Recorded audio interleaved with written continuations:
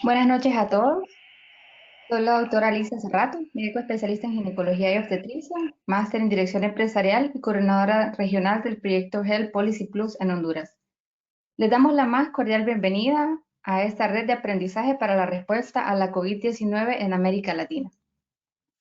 Nos sentimos orgullosos de ser parte de esa gran familia en el continente americano y que el día de hoy ustedes estén aquí y contemos nosotros con su participación.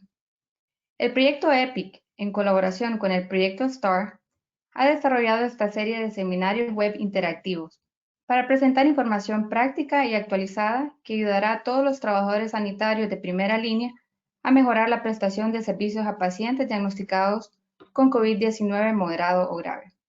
Esta red de aprendizaje se compone de una serie de 6 sesiones, cuya periodicidad de reunión será cada 15 días. A continuación, te presentamos los temas de la serie de sesiones y te invitamos a que seas parte de todas nuestras reuniones interactivas.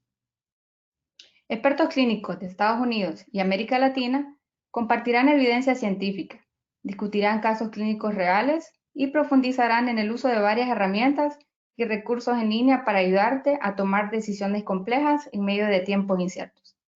Las sesiones destacarán el uso de herramientas, recursos y referencias en español, seleccionadas del portal en la página web Open Critical Care. Esta sesión será grabada y publicada en el portal web de la misma página que te mostramos a continuación, cuyo código de barra se encuentra disponible para que fácilmente lo escanees. Este código te permitirá su rápido acceso y que así de este modo conozcas la página web y todos los recursos que están disponibles.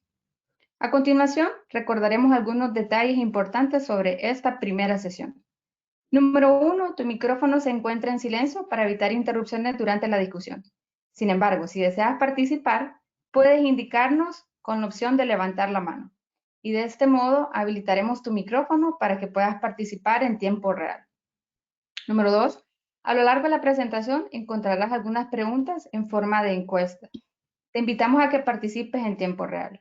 Las opciones aparecerán en tu pantalla a partir de que se haga la pregunta y tardará algunos 3 o 4 segundos en aparecer las opciones para que puedas votar. Al finalizar la presentación, tendremos una sección especial de preguntas y respuestas, promoviendo la participación de todos los que nos visitan en esta ocasión. Por lo cual, te motivamos a partir de este momento a escribir tus consultas en la casilla de preguntas, la cual se encuentra en la barra de control a mano derecha de tu pantalla. Todas tus preguntas serán respondidas en esta sesión por nuestros facilitadores. Al finalizar la sesión, todos los participantes recibirán una pequeña encuesta de retroalimentación. Agradecemos que seas lo más honesto posible para poder mejorar. Además, también recibirás un correo electrónico de agradecimiento, ligado a la extensión de un certificado de asistencia y un enlace de descarga para que puedas reproducir este video y lo veas en múltiples ocasiones. Esta primera sesión tiene por título ¿Cómo mejorar la prevención y el control de infecciones en nuestros hospitales? La discusión estará facilitada por la doctora Sara Rivera Molina, infectóloga pediatra y máster en control de infecciones. Además, contaremos con la presencia de 2 expositores de países hermanos centroamericanos. Una experiencia real compartida por Honduras, representada por Norma Rubio Cerón, quien es licenciada en enfermería y actual jefe de la unidad de control de infecciones del Hospital María, especialidades pediátricas. Y una experiencia de El Salvador, que va a ser representada por el doctor Carlos Godínez, médico especialista en cuidados críticos y máster en dirección de proyectos. Nuevamente, bienvenidos. Doctora Rivera, gracias por acompañarnos. Muchísimas gracias, doctora Alicia. Muchísimas gracias a todos por la asistencia y por la invitación. Realmente es un honor estar acá con ustedes el día de hoy. Por razones de tiempo voy a comenzar de una vez. A través de mi plática espero transmitirles lo siguiente. Uno, pues brindarles información sobre medidas básicas de prevención de infecciones en las unidades de salud. Voy a tratar de hacer hincapié en las más importantes y donde más se cometen errores y voy a tratar de resumir todo esto en el poco tiempo que se me ha brindado. Y en segundo lugar, quiero compartir con ustedes las herramientas que tenemos disponibles todos en la página de Open Critical Care, que como mencionó la doctora Alicia, es una colaboración de la Universidad de San Francisco con la Federación Mundial de Anestesiología, que está disponible para todos y tiene muy buenas herramientas. Entonces, vamos a comenzar con recomendaciones generales. ¿Cómo surge la necesidad de hacer estos webinars? Específicamente este webinar de control y prevención de infecciones surge debido a esto no solo ocurre en Honduras, ocurre en todos los países de Latinoamérica. Existe una elevada cantidad de personal de salud infectado. Y pues son varias las razones que pueden explicar esto, pero básicamente las podemos resumir en tres. Uno es la escasez de equipo de protección personal, no solamente en cantidad, sino la buena calidad de ese equipo de protección personal. Otra es la falta de capacitación sobre la colocación y el retiro del equipo de protección personal. Y aquí estamos incluyendo el uso correcto de la mascarilla, el apego a la higiene de las manos y muchas otras cosas que vamos a mencionar más adelante.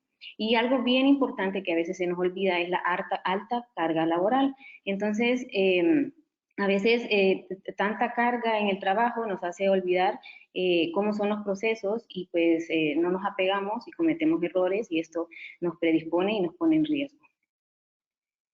Por lo tanto, es bien importante implementar medidas de control y prevención en las unidades de salud para proteger a este importante personal que es el personal de primera línea y obviamente todo el personal de la unidad de salud, pero específicamente este personal de primera línea. Entonces, este webinar lo he dividido en 4 secciones, son secciones muy cortas, como les menciono, no es posible resumir todo en tan poco tiempo. Entonces, al principio les vamos a hablar un poquito sobre higiene de las manos, luego les vamos a hablar sobre el uso correcto y reuso de la mascarilla, que es un tema que ha surgido en esta pandemia, hablar un poco del equipo de protección personal y la desinfección en ambientes hospitalarios, que es algo que no debemos de olvidar. Para romper el hielo un poquito, entonces vamos a empezar con nuestra primera pregunta. Entonces, pues es verdadero y falso y se lee así. Según la Organización Mundial de la Salud, las técnicas de higiene de las manos, lavado con agua y jabón y fricción con solución hidroalcohólica deben durar mínimo 40 y 20 segundos respectivamente. Entonces ahorita pues van a ver ustedes un poll. Doctora Alicia. Te invitamos a que participes respondiendo a esta pregunta cuyas opciones de respuesta aparecen ahora en tu pantalla. Respuesta A, verdadero, y respuesta B, falso. Repito nuevamente la pregunta. Las técnicas de higiene de las manos. Primero, el lavado con agua y con jabón debe durar respectivamente 40 segundos y la solución hidroalcohólica al menos 20 segundos. Respuesta A, verdadera. Respuesta B, falsa. Pueden votar todos en este momento.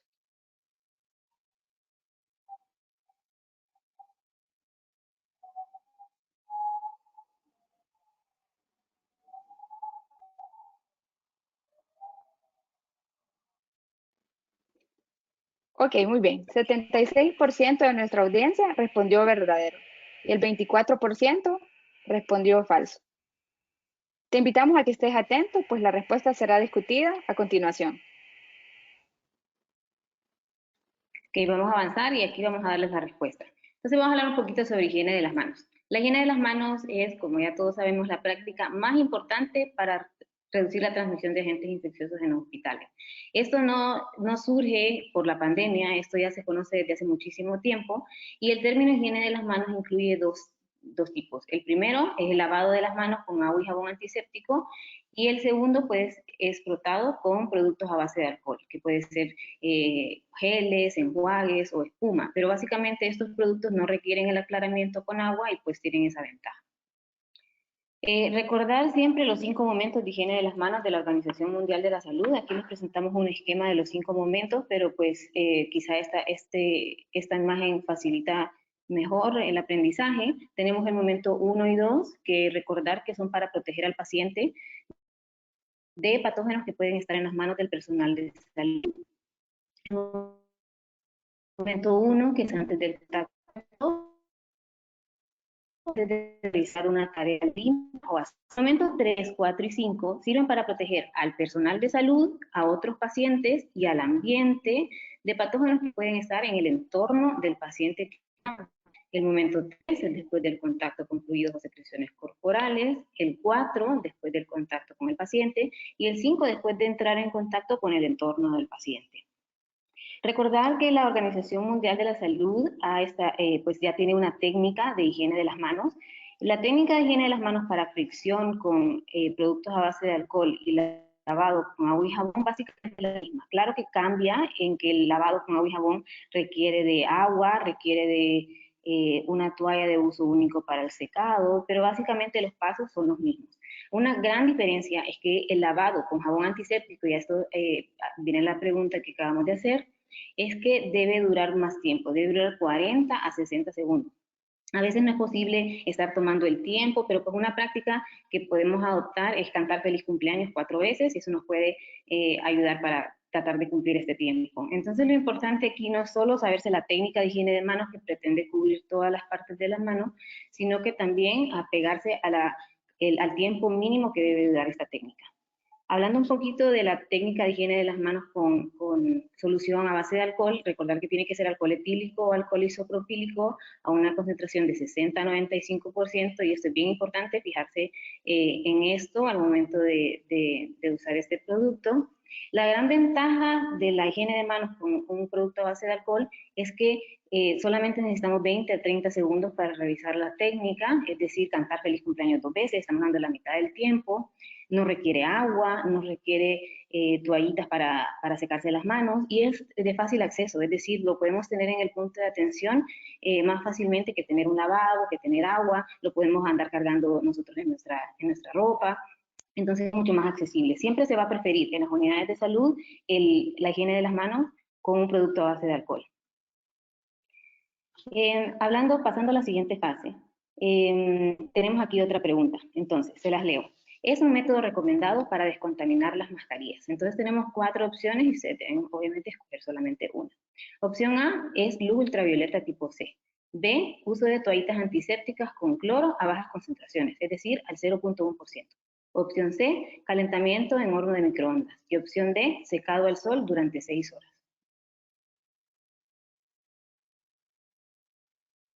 Te invitamos a participar respondiendo la respuesta a esta pregunta. A continuación aparecen en tu pantalla 4 opciones. La opción A, luz ultravioleta. La opción B, uso de toallitas antisépticas con cloro. Opción C, calentamiento en horno de microondas. Y opción D, secado al sol por al menos 6 horas. En este momento pueden dar clic a su opción y en breve compartiremos los resultados.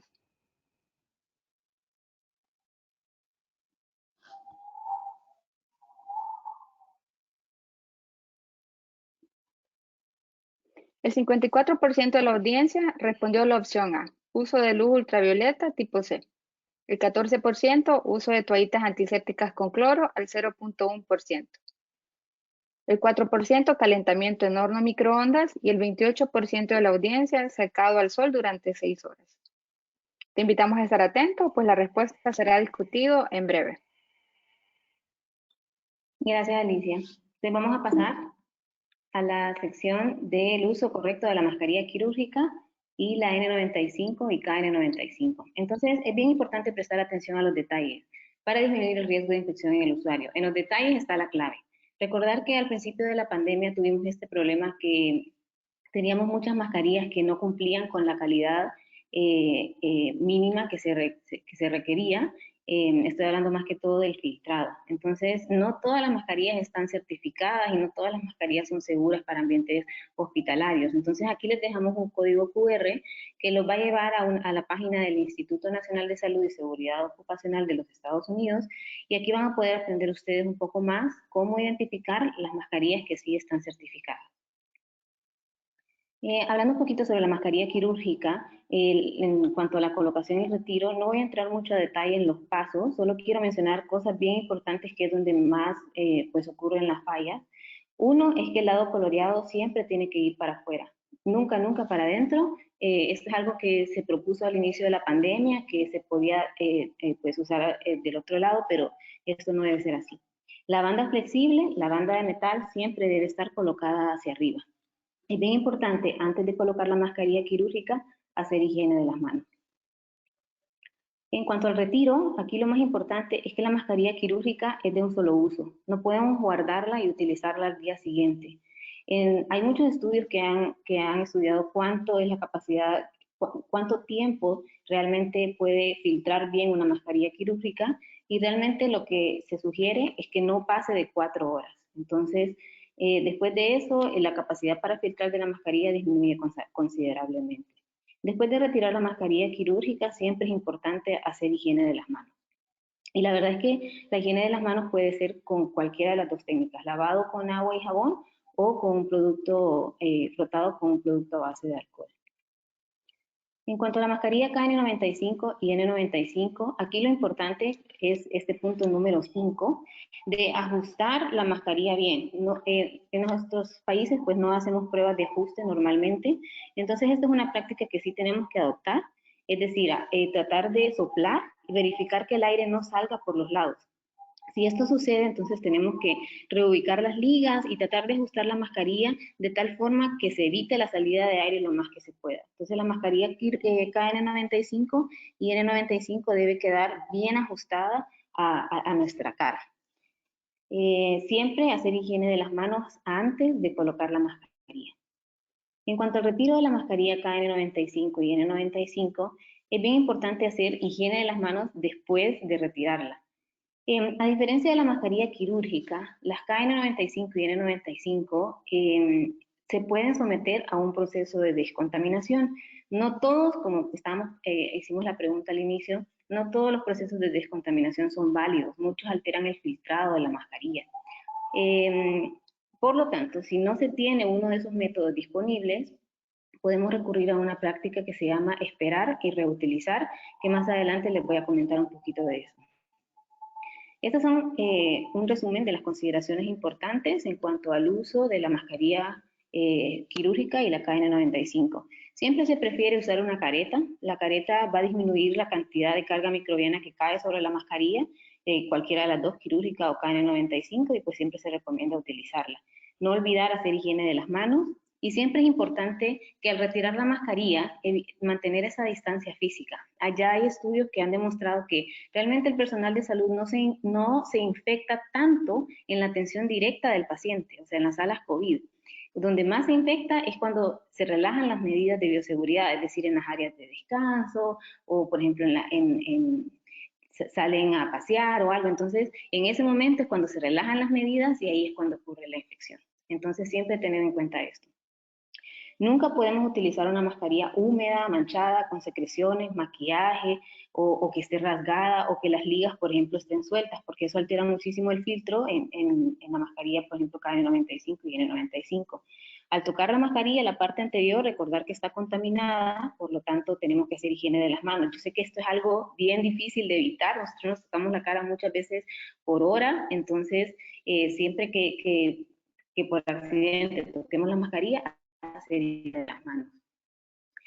Como les estaba mencionando, procesos de descontaminación, pero si no, podemos adoptar este protocolo de esperar y reutilizar que les voy a comentar ahorita. Entonces, métodos para optimizar el uso del equipo de protección personal. Como les estaba diciendo, no todos los métodos están validados.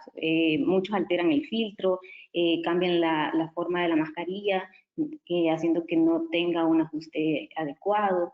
Entonces, los métodos que sí están recomendados son la descontaminación con luz ultravioleta tipo C, el vapor de peróxido de hidrógeno y el vapor húmedo. Obviamente todos estos tienen temperaturas a las que se debe, tiempos establecidos para no afectar el filtrado y se deben de revisar.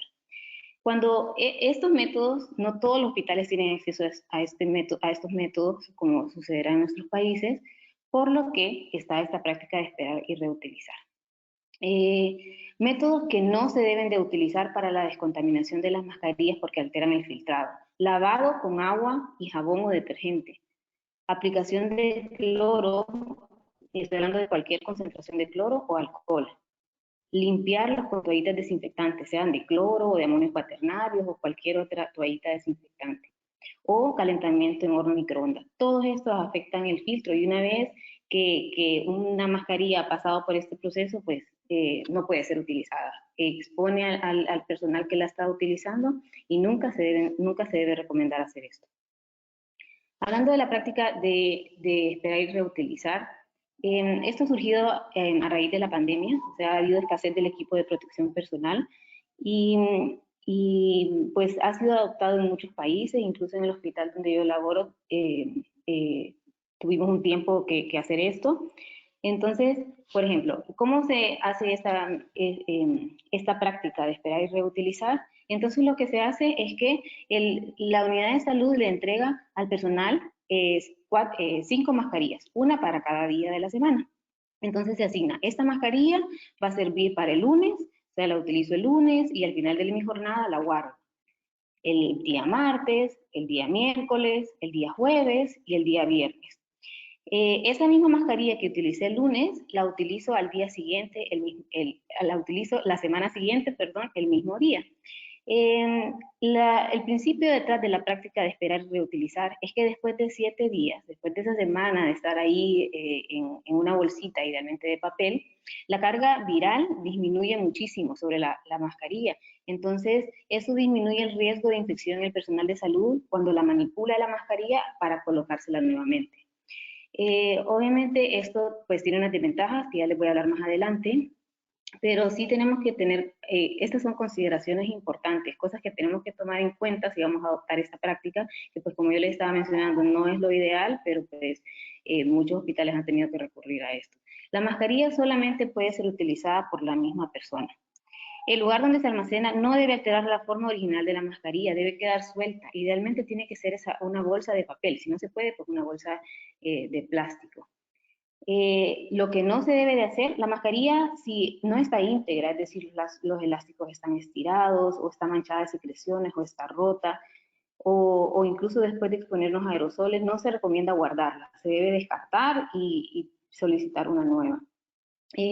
Nunca debe utilizarse un marcador para rotular directamente sobre la superficie de la mascarilla, o sea, rotularlo como esta es la mascarilla del lunes o del martes. Esto no está totalmente estudiado, pero se sugiere que no se haga porque algunos marcadores pueden contener alcohol y eso podría afectar el filtro. Las desventajas de la práctica esperar y reutilizar. Entonces, el personal de salud que utiliza la mascarilla, si no toma las medidas de bioseguridad adecuadas y piensa que esta mascarilla es nueva y no hace higiene de manos después de colocarla, pues existe riesgo de infección. La inactivación del virus puede tomar un poquito más de tiempo si no se almacena en las condiciones adecuadas o si, digamos, no se esperan los 7 días. Y obviamente no se eliminan ni bacterias ni hongos, es decir, la carga microbiana pues disminuye considerablemente la cantidad del virus, pero siguen habiendo patógenos ahí y existe riesgo de infección para el personal que está utilizando esta práctica. Vamos a pasar a la siguiente pregunta, entonces esta pues es de verdadero y falso. Entonces, esta es en relación al equipo de protección personal. Entonces dice así, siempre se prefiere el traje completo o lo que en algunos llamamos overall o coverall, a la bata en situaciones en las que se generan aerosoles. Frente a procedimientos que se generan aerosoles, siempre se debe de usar un traje completo. Invitamos a que participe respondiendo a esta pregunta, cuyas opciones de respuesta aparecerán en unos segundos en tu pantalla. Respuesta A, verdadero. Respuesta B, falso. Repito nuevamente, siempre se prefiere el uso de un traje completo o un overall en situaciones en las que se generan aerosoles. Vamos a esperar 5 segundos para que terminen de votar. Muchas gracias a todos por su participación.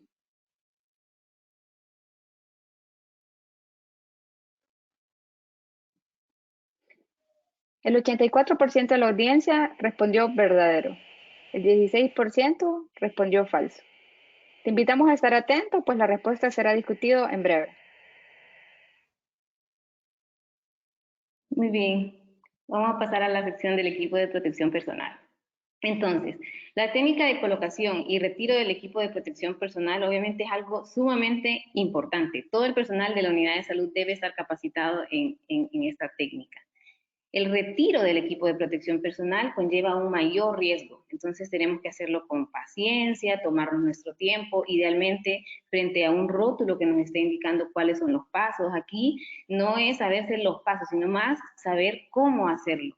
Entonces, por ejemplo, algo que nunca debemos hacer es, por ejemplo, sacudir la bata o el traje completo. A veces estamos tan apresurados que nos quitamos el traje completo o la bata y la sacudimos. Eso nunca se debe hacer porque eso puede aerosolizar las partículas. Nunca retirar la mascarilla o la careta, es decir, nunca retirarnos la protección de la mucosa ocular, nasal y las conjuntivas antes de la bata o el traje completo, por la misma razón. Al retirar el traje o la bata podemos aerosolizar partículas y si quitamos esta protección sobre nuestra cara, entonces estamos aumentando el riesgo de infección. ¿De qué depende usar bata o traje completo o usar una mascarilla KN95 o usar una mascarilla quirúrgica? Entonces, básicamente depende de esto, si estamos ante algún procedimiento que genera aerosoles o no. Cuando no hay aerosoles en el ambiente, entonces perfectamente podemos utilizar una mascarilla quirúrgica con una bata. En cambio, cuando sí hay aerosoles en el ambiente, esto va a depender mucho de la disponibilidad y la política institucional, porque muchos hospitales entregan trajes completos a las áreas, por ejemplo, la unidad de cuidados intensivos, que es donde se generan más aerosoles, y pues si esta es la política del hospital, está bien. Pero tenemos que saber que también existe una técnica de colocación y retiro con bata frente a procedimientos que se generan aerosoles. La verdad es que la literatura no indica que el traje completo nos va a brindar más protección frente a procedimientos que generan aerosoles. O sea, tenemos la opción de la bata. Lo que aquí es importante saber es que frente a procedimientos que generan aerosoles no podemos usar una mascarilla quirúrgica. Tenemos que usar una mascarilla con mayor protección que haga sello, es decir, una N95 o una KN95 según tengamos disponibilidad en nuestro hospital. Esos son algunos procedimientos que generan aerosoles que no los voy a mencionar por razones de tiempo. Y aquí les presentamos una opción para colocar y retirar el equipo de protección personal con bata cuando estamos frente a procedimientos que no generan aerosoles. Es bien importante saber que cada hospital puede tener una técnica de colocación y retiro diferente. No significa que esté mal. Si ustedes buscan en la literatura, hay muchas formas de colocarla y quitarla. Pero pues los errores frecuentes, como les estaba mencionando, eso de sacudir la bata es bien importante. Nunca retirar la protección ocular y de la mucosa oral antes de retirarnos el traje completo y estar pendiente de estos detalles. ¿Cuál es la desventaja de utilizar este traje completo u overol? Entonces, la desventaja de los trajes completos es el tiempo que se invierte colocándolos y retirándolos. Esta técnica tan compleja de retirar un traje completo podría incrementar el riesgo de infección en el personal si no se realiza adecuadamente. Entonces, en las unidades de salud lo importante no es entregar el traje completo y decirle usted se lo va a colocar, sino es capacitar bien al personal. Si eso es lo que ha dispuesto la institución, que van a usar traje completo, pues entonces capacitar en la colocación y el retiro correcto, y no solo capacitar, sino supervisar que se realice correctamente ya en la unidad. Tenemos aquí una propuesta de colocación del equipo de protección personal con bata cuando estamos frente a aerosoles. Entonces, todo esto lo van a tener disponibles. Creo que están subiendo los documentos en el chat y ustedes van a tener acceso a todas estas imágenes. Tenemos aquí una propuesta de colocación del EPP con traje completo, colocación y retiro, que también pues está esa opción. Y esto último es para hablar un poquito de las medidas de bioseguridad en entornos laborales. No lo queríamos realmente dejar por fuera, porque como les estaba mencionando anteriormente, es ahí donde se cometen la mayor cantidad de errores. Entonces, pues solo recordar, evitar el saludo de beso, abrazo, seguir un protocolo de llegada segura a casa, nunca entrar con la mascarilla a la casa o con guantes, mantener el distanciamiento físico, especialmente en áreas de descanso. Personal médico realmente se recomienda no utilizar gabacha, no porque pues la gabacha pues generalmente no la cambiamos todos los días, entonces eso puede aumentar el riesgo de infección.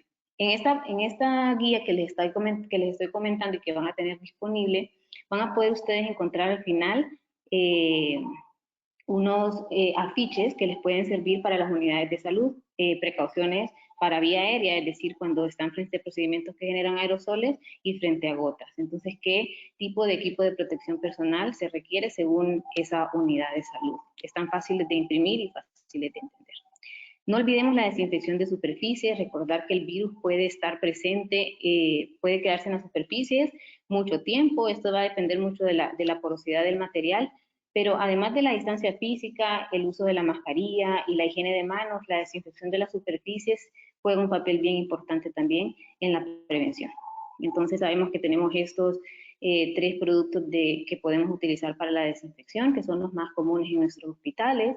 Algo bien importante es que estos productos nunca deben ser aplicados directamente a la piel, excepto pues el alcohol al 70%, pero las cabinas, por ejemplo, de desinfección, las alfombras con desinfectantes o el rociado de desinfectante en las llantas de los carros realmente no tienen ningún impacto en la prevención. Entonces voy a parar ahí y creo que podemos dar tiempo para alguna pregunta, si hubiese. Y si no, pues pasamos a la sección para presentar las herramientas que tenemos disponibles en la página de Open Critical. Muchísimas gracias, doctora Sara. A continuación tenemos una pregunta que me gustaría, pues en este momento hacerla.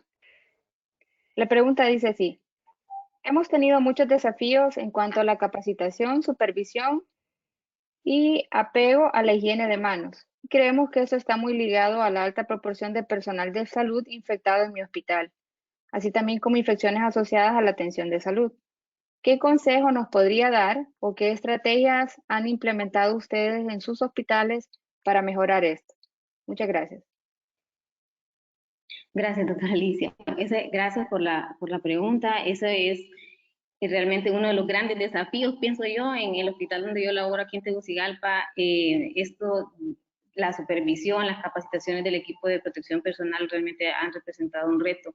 En cuanto a las capacitaciones, como les estaba mencionando yo, creo que es bien importante capacitar a todo el personal, o sea, asegurarse que todo el personal esté capacitado, pero lo más importante de la capacitación es que se haga de forma presencial, es decir, tener a la persona enfrente, darle el traje o darle la bata, darle todos los insumos y ver cómo se coloca y se retira el equipo de protección personal, porque yo me he fijado que en muchos lugares lo que hacen como es enviar, por ejemplo, un video y pues así vamos a colocar y retirar el equipo de protección personal, pero no hay nada que sustituya esa práctica, alguien que lo esté supervisando y esté con una lista de chequeo y corrobore realmente que se lo está colocando y retirando adecuadamente.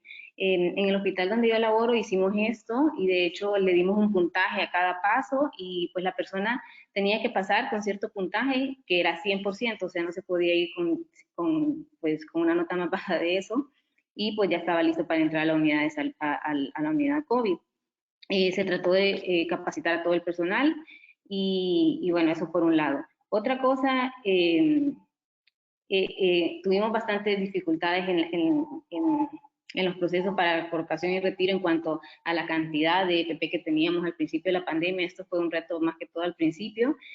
Tuvimos que recurrir, por ejemplo, a las batas lavables. Eso nos dio la oportunidad de cambiarnos, por ejemplo, la bata cada vez que entramos al cubículo, que antes pues no se hacía al principio y pues no teníamos mucho recurso y pues eso hacía que el personal no se apegara a los procesos. En cuanto a la supervisión, esto también representó un reto en el hospital. Al principio solo teníamos una enfermera de control de infecciones. Es tan importante el tema que el hospital pues contrató una segunda enfermera de control de infecciones solamente para las áreas COVID y pues está supervisando de forma diaria.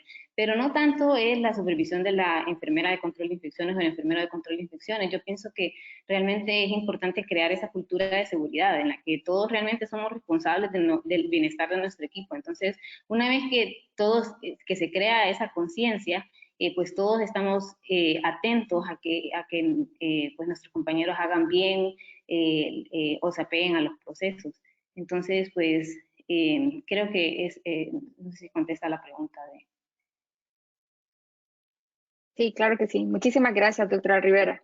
Podemos continuar entonces en aras del tiempo con los recursos disponibles para mejorar el control y prevención de infecciones.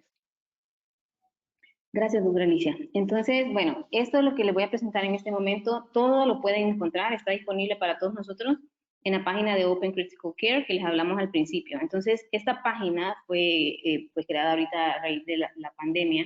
Tiene muchísimas herramientas de control y prevención de infecciones que les pueden ayudar a ustedes a capacitar personal en su hospital o capacitarse como equipo de control de infecciones. Entonces, hemos escogido las que creo que son más como representativas o las que nos han llamado más la atención.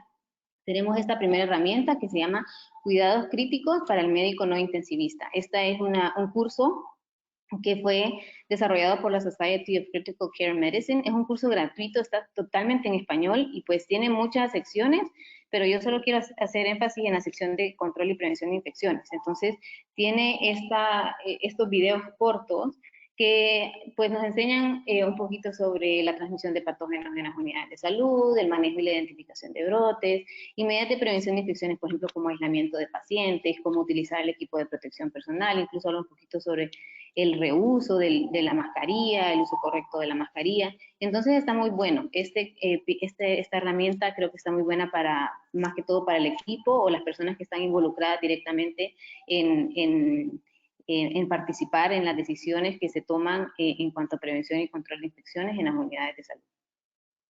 Tenemos una segunda herramienta que es un ejercicio de simulación que está muy bueno. Este es un recurso de la Organización Mundial de la Salud. Entonces, este ejercicio de simulación, el objetivo es compartir información sobre las prácticas en materia de control y prevención de infecciones. Hace que como equipo se logre identificar desafíos, por ejemplo, en la ocupación de camas o en la gestión de personal. Se reevalúa, por ejemplo, el protocolo de manejo de cadáveres, que es un tema tan importante ahorita, especialmente con lo de la pandemia.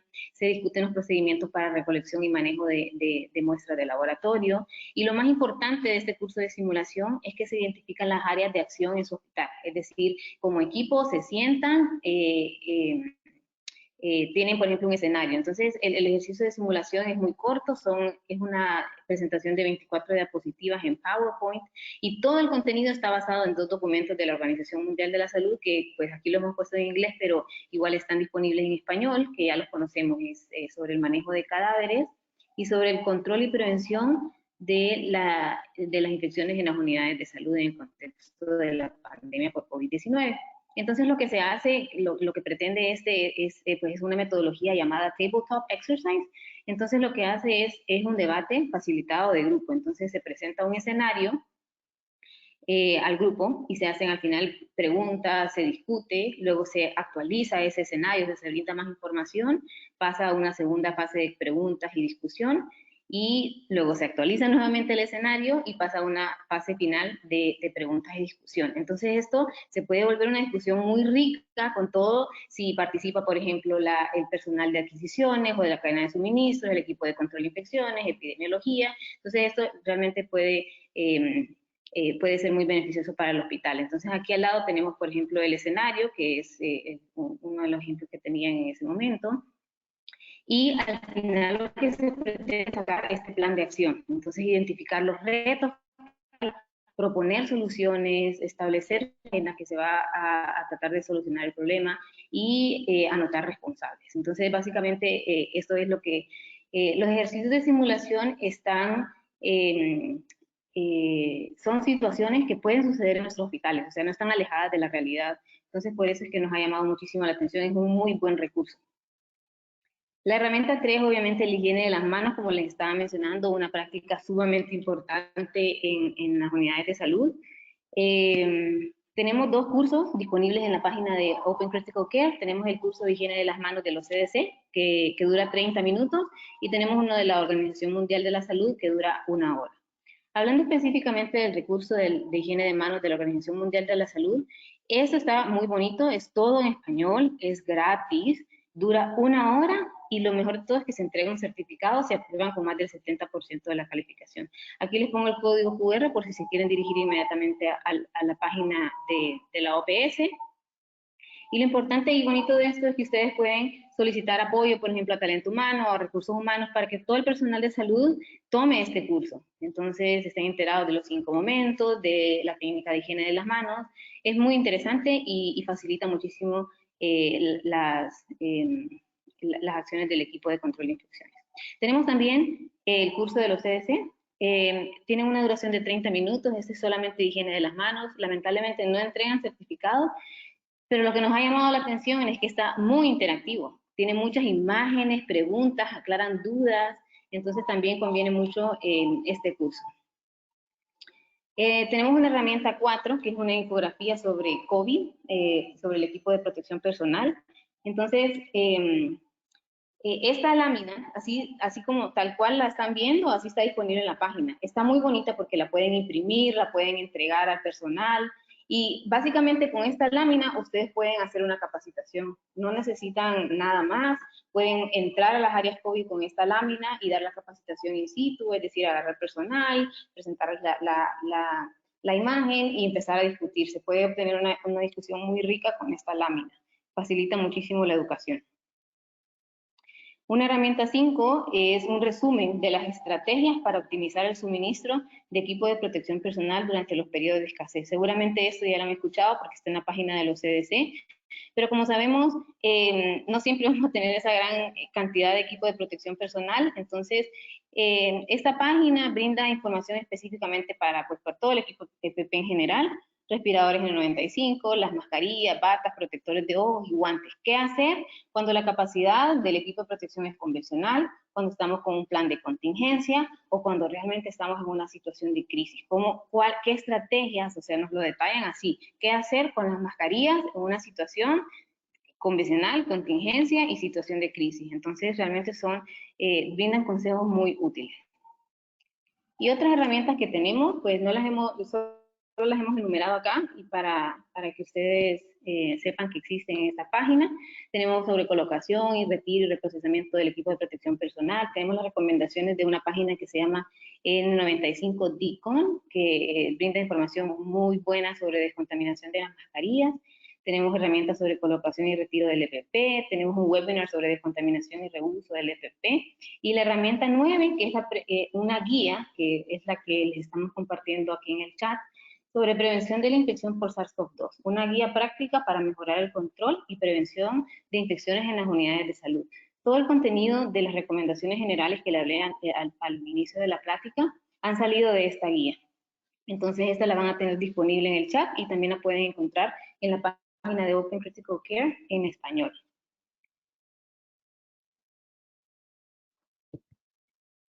Muchísimas gracias, doctora Rivera, por esta excelente presentación. Rápidamente quiero compartir con usted unas 2 preguntas que van alusivas al uso de la mascarilla. Antes de compartir las experiencias, la pregunta dice, ¿cuánto tiempo puedo utilizar el mismo cubrebocas N95 diariamente? Y una pregunta que se le parece mucho, no sé si podemos responderla al mismo tiempo, es ¿cómo saber cuál es la temperatura y la humedad adecuada del sitio donde coloco la mascarilla para reutilizarla? Gracias. Entonces, en la primera pregunta es cuánto tiempo se tiene que recomendar. La N95 se recomienda que, bueno, lo ideal es que al final del turno, digamos que el turno dura 8 horas, descartarlo inmediatamente, igual que la mascarilla quirúrgica. Sin embargo, se ha sugerido que se pueden utilizar hasta 5 días, es decir, 40 horas y no más. Siempre es bien importante que no tratar de cumplir esas 40 horas. Siempre es importante examinar la mascarilla. En algunas situaciones no va a ser posible tenerla 40 horas o 5 turnos de 8 horas.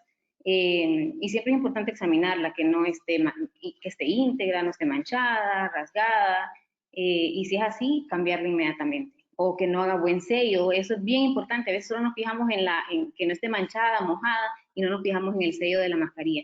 Pero eso es lo que se recomienda. Pero tenemos que saber que lo ideal es cambiársela después del turno. La otra pregunta es la N95. Entonces se recomienda que la temperatura ideal no sea de 22 grados centígrados. Esto es lo que yo les estaba mencionando. A veces cuando la temperatura no es la correcta y la humedad, entonces se puede prolongar este tiempo. No van a ser 7 días, sino va a ser más tiempo. Entonces, la temperatura a la que se recomienda son 22 grados centígrados y estoy de acuerdo con ustedes si están pensando que esto va a ser bien difícil de controlar. Yo pensaría que casi imposible de controlar que mi mascarilla esté guardada a 22 grados centígrados todos los 7 días, por lo que pues es una desventaja de la práctica de esperar y reutilizar. Siempre tenemos que pensar que sí pudo haber disminuido la carga viral, pero esa mascarilla la estamos reutilizando. O sea, tenemos que apegarnos a higiene de manos, básicamente a higiene de manos, a la técnica correcta, y pensar que siempre tener en nuestra mente que esa mascarilla puede tener esa carga microbiana en la parte externa. Entonces, no asumir que ya está libre del virus, porque va a ser bien difícil controlar la temperatura y la humedad. Muchísimas gracias.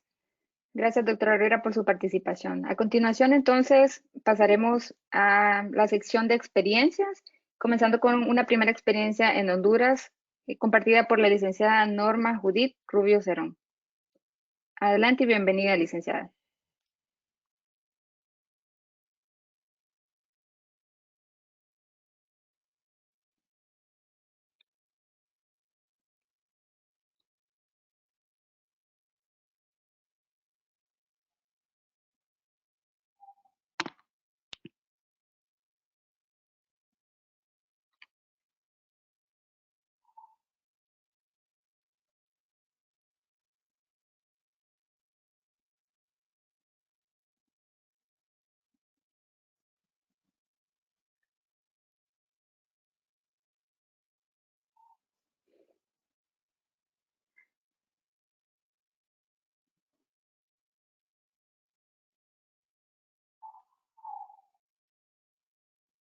Hola, Hola, hola. licenciada, la escuchamos. Sí, Sí, buenas adelante. noches. Sí, buenas noches, ¿verdad? Mi nombre es Norma Rubio, enfermera del Departamento de Infectología del Hospital María de Especialidades Pediátricas. El día de hoy les comparto pues nuestra experiencia con los pacientes COVID. El Hospital María de Especialidades Pediátricas es un hospital de referencia nacional que viene a reforzar el sistema de salud y la atención especializada a la población pediátrica del país. El hospital nació con el propósito de contribuir a la salud integral de los niños enfocados de forma integral, ¿verdad?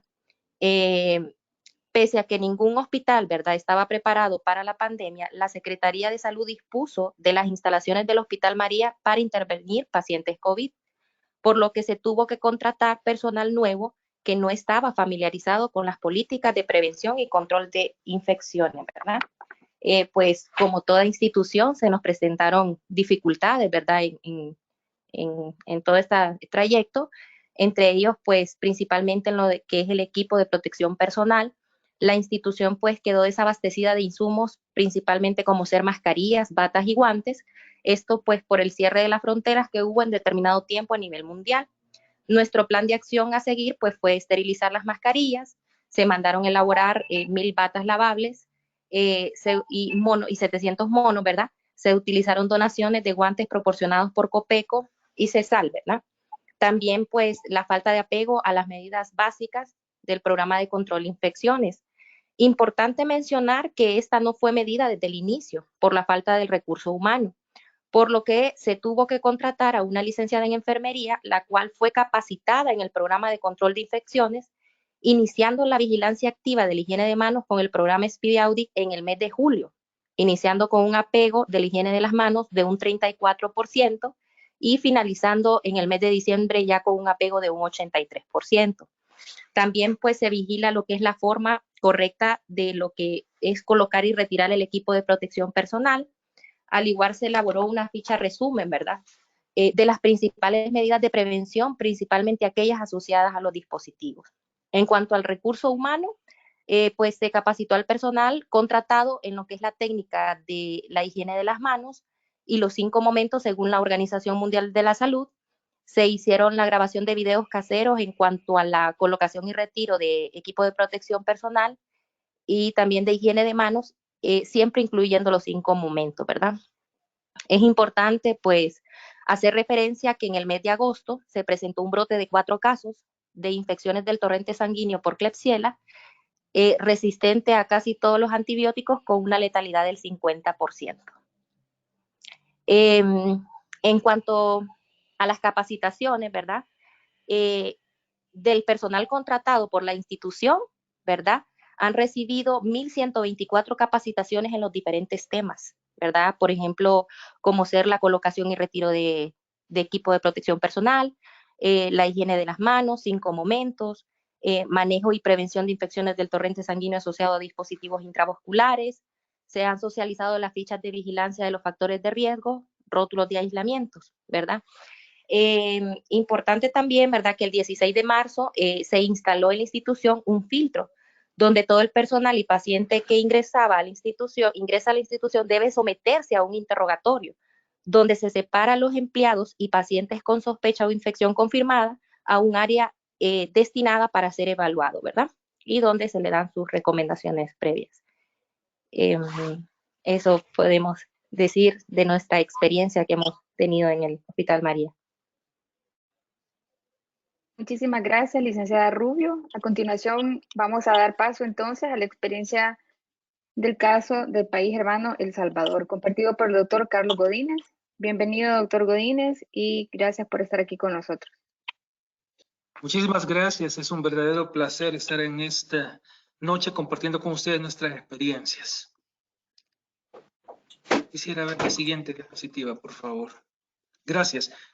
Bueno, yo vengo a hablarles de la experiencia del Hospital Nacional Rosales. Este es un hospital el más grande y el más importante de nuestro país para la atención de pacientes adultos, que está sirviendo desde 1902 y tiene 695 camas. Y como ustedes pueden ver, como ha estado abierto desde tanto tiempo, este hospital ha estado presente en las grandes catástrofes del país del último siglo. Y sin embargo, a pesar de toda esa experiencia acumulada, nadie estaba preparado para el desafío que representaba esta pandemia del COVID-19. Así es que lo que se encontró cuando ya estábamos enfrentándonos a este monstruo que nos venía, es que el departamento dedicado para la vigilancia de las infecciones contaba con muy poco personal. Solamente cuenta con una enfermera y con una médico que se encargan de esto.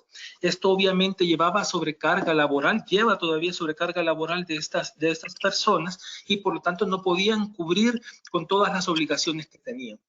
No tenían capacidad de supervisión adecuada, no había capacidad también para verificar que se cumpliera todo lo que se necesitaba, y además no había una comisión del hospital dedicada precisamente para atender esto. Entonces, otro punto que nos molestaba es que el personal no estaba involucrado, no se sentía que tenía peligro al respecto de esto. Así que estos fueron desafíos que se encontraron. ¿Cómo se abordó? Veámoslo, por favor.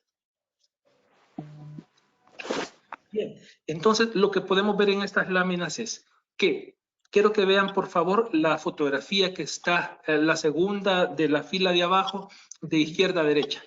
Esa es la comisión que se formó de alto nivel, de personas de alto nivel del hospital, compuestas por el personal del departamento más personal de jefatura de los departamentos de medicina, de cirugía, los departamentos de atención médica, dirección del hospital, etcétera, que se dedicaron exclusivamente a poder diseñar estrategias para abordar esto. Y lo primero que se hizo, como ustedes pueden ver en la primera fotografía, es capacitar y enseñar. Sé que esa fotografía parece que está gente hacinada y que no tienen mascarillas, pero esa fue antes de que nos viniera el primer caso de COVID. Entonces, se le ha apostado fuertemente a la capacitación del personal para que todos tengan esa experiencia ya previa para poder afrontar esto. Luego hubieron ya inversión gestionada por esta misma comisión, inversión en equipamiento de equipo de protección personal y en más tecnología para poder afrontar esto. Pueden ver ustedes cómo hacíamos prácticas lideradas por ese departamento de epidemiología, prácticas de colocación de equipos de protección personal. Se adecuaron áreas de triaje para poder recibir a los pacientes que nos venían al hospital. También se le apostó a la limpieza y a la higienización de las áreas físicas del hospital. Eso se hace frecuentemente y se le ponen rótulos a los pacientes para que conozcan la normativa, para que conozcan los flujos, para que sepan cómo hacer. Y pueden ver en la última fotografía personal que se ha puesto su equipo en las prácticas que se han llevado. Siguiente.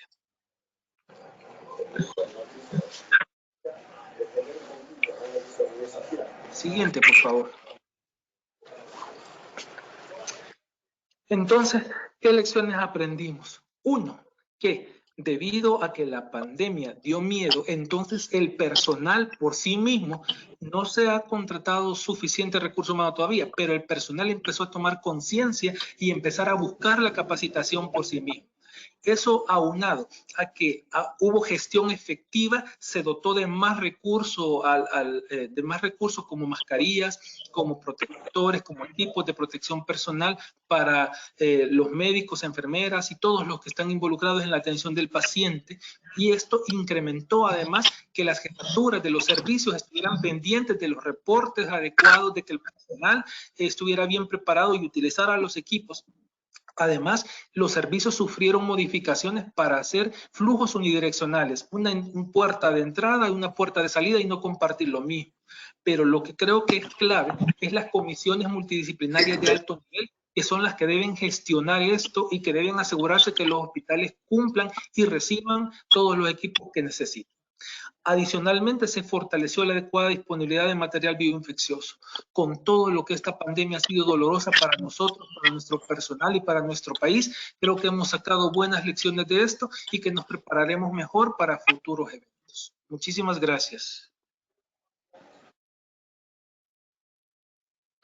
Muchas gracias, doctor Godínez.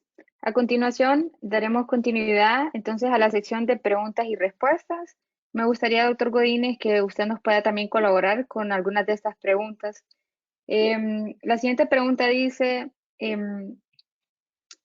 válido colocar la mascarilla N95 o KN95 expuesta a radiación solar por varias horas para su desinfección? Esta es una. Y luego, si se utiliza una N95 en procedimientos que genere aerosol sin protector facial, ¿podríamos reutilizar esta unidad? Sí, muchísimas gracias por las preguntas. La doctora previamente mencionó los métodos que están ya determinados y científicamente probados para poder esterilizar esto.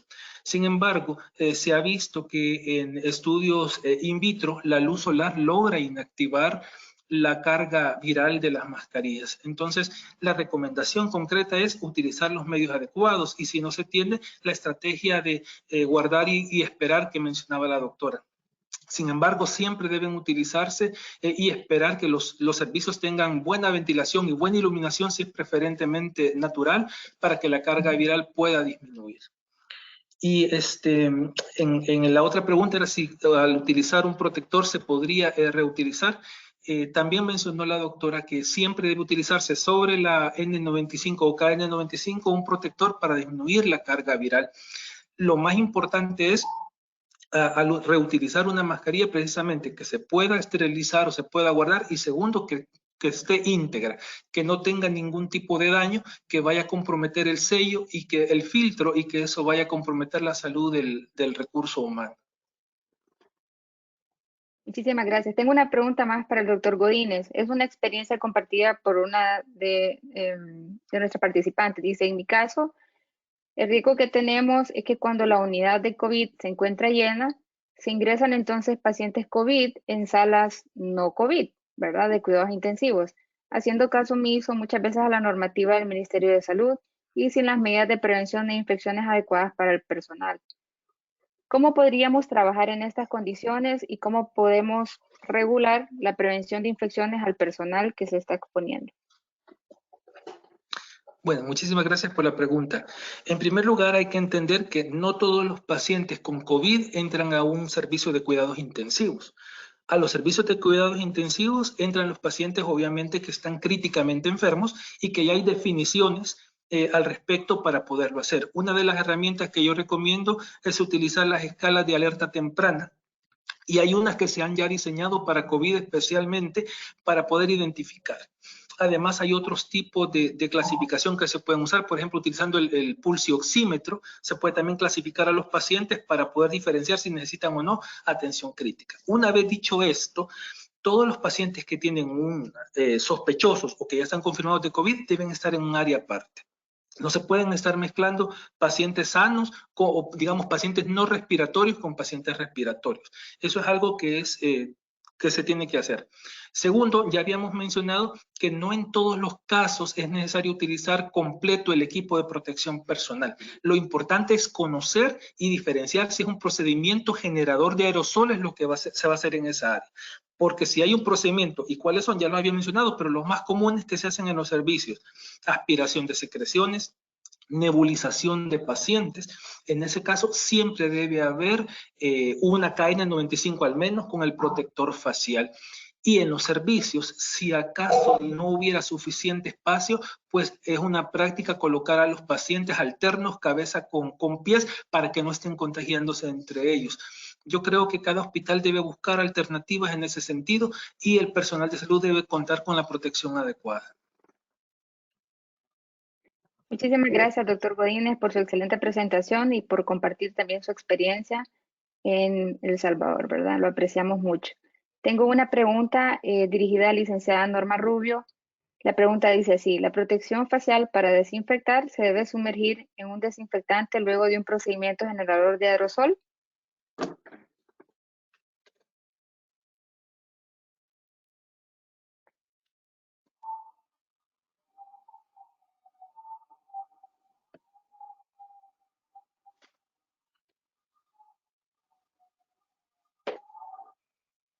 Hola.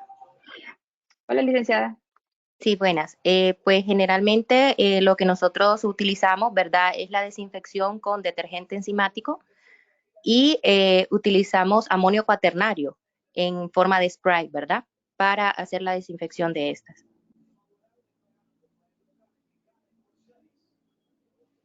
Muchísimas gracias. Luego también tenemos otra pregunta para la licenciada. La pregunta dice así: ¿en el Hospital María de Especialidades hacen estudios de tamizaje al personal de salud? Si es así, ¿cada cuánto se realiza? ¿Y cómo han abordado la problemática del personal de salud asintomático que es capaz de transmitir la infección? Bueno, generalmente nosotros lo que hacemos es identificar a la persona enferma, ¿verdad? Aquí pues el departamento de epidemiología nos colabora mucho, ¿verdad? Pues se identifica a la persona y pues se hace un rastreo de casos a través de una serie de preguntas, ¿verdad? Principalmente pues con quién ha tenido contacto 2 días antes y si estuvo sin medidas de bioseguridad, como ser la mascarilla, si guardó mínimo 2 metros de distanciamiento. Casi siempre pues nos mencionan que el contacto es con la familia, ¿verdad? Y también hemos tenido identificado que en áreas de descanso en la institución se retiran sus mascarillas y han compartido comidas, entre otras, ¿verdad? En base a esto, pues se hace el rastreo del contacto, la persona pues identificada o con síntomas se le envía a su casa por 10 días y a los 10 días se le puede incorporar siempre y cuando pues haya mejorado síntomas respiratorios y no tenga fiebre. Y a las personas que han tenido contacto con alto riesgo, con una persona que ha tenido alto riesgo, ¿verdad? Se le pide que se ausente por 14 días y se les da seguimiento a los contactos. Se les hace un PCR alrededor del día 5, ¿verdad? Pues con la persona positiva. Perfecto, muchísimas gracias. Alicia. Tengo una última pregunta. Sí, perdón, doctora Sara. Tengo una última pregunta para la doctora Sara. La pregunta dice así: Perdón, solo quiero agregar a la última pregunta. Creo que Ok. la persona preguntó si hacíamos pruebas de tamizaje en el Hospital María. Creo que era la primera parte de la pregunta, ¿verdad? O me equivoco, sí, ¿verdad? Bueno, solo como para aclarar rápidamente, en el Hospital María realmente no hacemos pruebas de tamizaje al personal de salud. Eh, ¿Por qué? ¿Por qué no lo hacemos? Pues básicamente por falta de recursos. Recordar que, bueno, los CDC actualizaron sus recomendaciones en cuanto a este tema justo el mes pasado. Y la verdad es que se recomienda que las instituciones, antes de iniciar esta práctica de tamizar a todo el personal de salud, tomen en cuenta la cantidad de recursos que tienen, es decir, las pruebas que se le van a aplicar y garanticen la sostenibilidad de esa estrategia, porque lo que se recomienda es que las pruebas de tamizaje se hagan con pruebas de antígeno, con pruebas rápidas de detección de antígenos o con PCR, no tanto con pruebas que detecten anticuerpos. Entonces, teniendo PCR y pruebas de antígeno, la verdad es que para la institución es muy costoso estar tamizando al personal. La idea no es que se tamice el personal cada 3 meses o cada 2 semanas. Si se va a hacer, se tiene que hacer cada 5 a 7 días. Y la verdad es que en el Hospital María pues no hemos podido, igual que en otras instituciones en nuestros países, la verdad es que eso no podemos garantizar que vamos a tener esos insumos o esas pruebas para estar tamizando al personal cada 5 a 7 días. Entonces, realmente lo que se hace es incentivar al personal de salud para que comunique sus síntomas. O sea, trabajar en eso de que si usted tiene síntomas sospechosos de COVID, no se ha visto como el raro de la película, sino incentivar a la gente a que lo mencione, a que se comunique con el jefe, exista una comunicación fluida, a que comunique si ha estado también en contacto con algún caso sospechoso o confirmado. Entonces, más que todo, se trabaja en eso y obviamente en las medidas de visibilidad que estábamos hablando anteriormente. Muchísimas gracias. Tenemos una última pregunta que dice, en un área de terapia intensiva abierta COVID, ¿cuál sería la distancia segura del personal para mantenerse libre de aerosoles? ¿Puedes repetir la pregunta? La verdad es que no escuché, creo que se escuchó entrecortado justo en esa parte. ¿Me puedes repetir la pregunta, por favor? La pregunta es, ¿cuál es la distancia apropiada en una sala de unidad de COVID para mantenerse libre de aerosoles? Ok, entonces, a diferencia de las gotitas, las gotas son unas gotas, como uno menciona, de gran tamaño, no un gran tamaño, pero por lo menos más de 5 micras. Estas gotitas, a diferencia de los aerosoles, salen de la mucosa y caen rápidamente. Se dice que no caen más de 6 pies de distancia, que es aproximadamente 1.8 metros. Pero los aerosoles no, los aerosoles son gotitas más chiquitas, menores de 5 micras, y la desventaja que tienen es que son tan chiquitas que se mantienen suspendidas en el aire y pueden movilizarse más allá de 6 metros, de 6 pies. Entonces, realmente no tengo una respuesta, perdón, para esta pregunta, solo establecer esta gran diferencia que existe entre gotas y aerosoles, que eso es lo que tenemos que saber cuando vamos a utilizar precauciones para gotas y para vía aérea. Entonces, aquí va a influir mucho la ventilación que existe en el salón, si existe presión negativa, cuántos recambios de aire se hacen por hora. Entonces, realmente no hay una distancia que yo pueda mencionarles, más que decirles que son gotitas muy pequeñas que pueden estar suspendidas en el aire un poco más de tiempo que las gotas. Yo quisiera hacer una recomendación en ese sentido también. En primer lugar, el personal que va a entrar tiene que estar con algo bien claro. Va a entrar el que va a ir a hacer algo. Que no entre más personal de lo que se necesita para eso. Segundo, como decía la doctora, se ha demostrado que los aerosoles pueden estar hasta 3 horas en el ambiente dependiendo de las condiciones.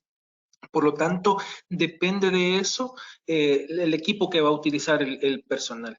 Y la otra es que la distancia es la distancia que se ha recomendado, ¿verdad? Si usted no va a hacer nada cerca del paciente, 1 metro de distancia al menos, ¿verdad? Para mantenerse relativamente seguro y utilizando siempre, si hay aerosoles, por eso que mantienen en el aire, pues el equipo adecuado. Pero esa recomendación quería hacer que no entre más personal que el que se necesita para poder atender al paciente adecuadamente. Muchísimas gracias, doctor Godínez. Nuevamente agradecerles por su valiosa participación. Tenemos un comentario de Mercedes de nuestra audiencia. Vamos a abrir el micrófono para que ella también pueda compartir con nosotros. Y luego de esto, pues ya casi estamos sobre el tiempo, damos por finalizada la sesión. Sin antes recordarles que pues vamos a continuar con nuestras series y pues ahorita vamos a abrir el micrófono a Mercedes.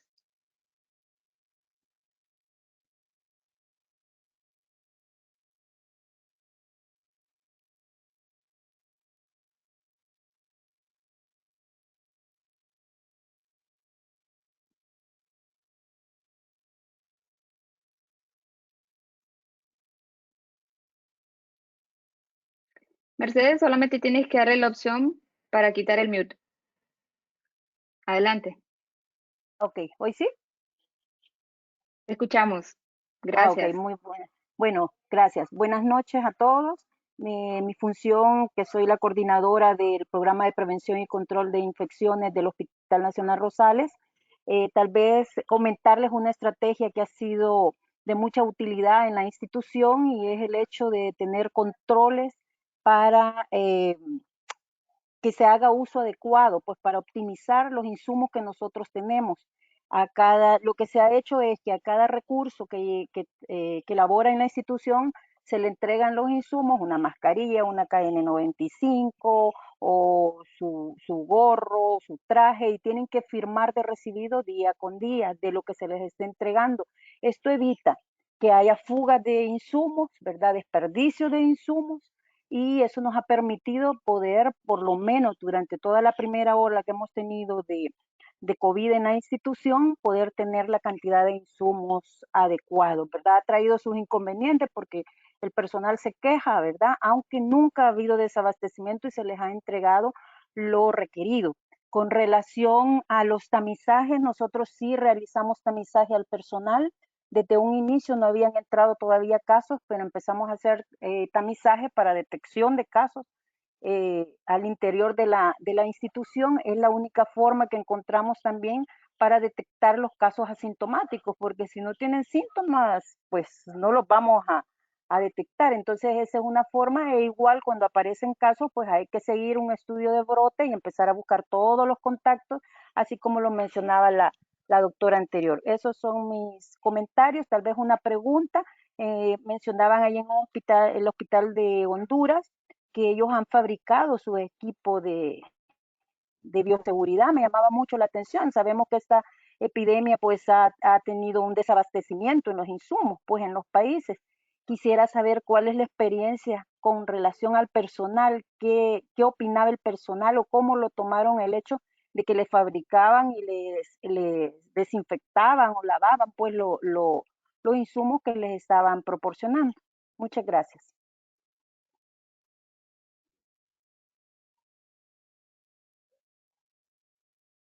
Gracias, Mercedes, por esa pregunta.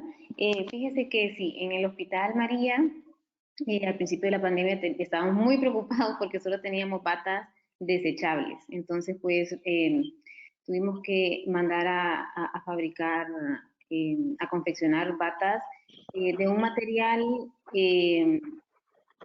batas manga larga, que hacían sello acá en el puño, y de un material que resistía salpicaduras de baja presión.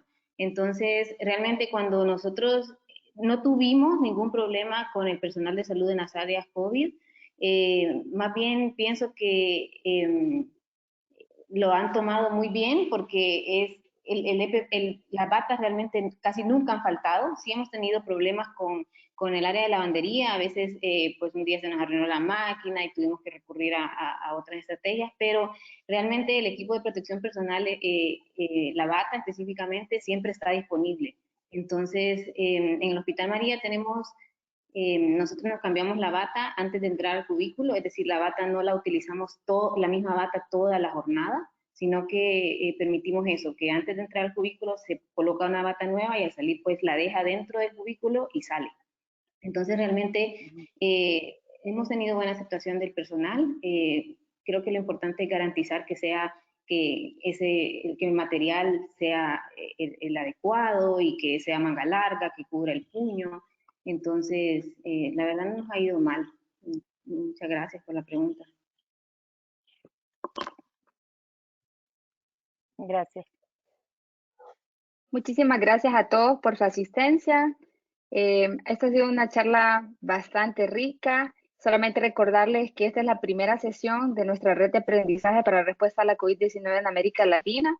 Nuestra próxima sesión será el miércoles 3 de febrero, siempre a las 19 horas, localmente en Honduras. Y el tema a desarrollar será las guías prácticas para la terapia con oxígeno previo a la intubación en pacientes diagnosticados con neumonía por la COVID-19. Así que te invitamos a que continúes participando y asistiendo a nuestras conferencias. Solamente recordarles, para los que no escucharon al principio, pronto al finalizar esta sesión recibirán una encuesta de retroalimentación que para nosotros es muy valiosa. Les pedimos que por favor nos ayuden colaborando en llenarla. Además recibirán un correo electrónico con un link donde podrán reclamar su certificado de asistencia y además un link también para reproducir la grabación de esta sesión y que puedan compartirla con sus contactos.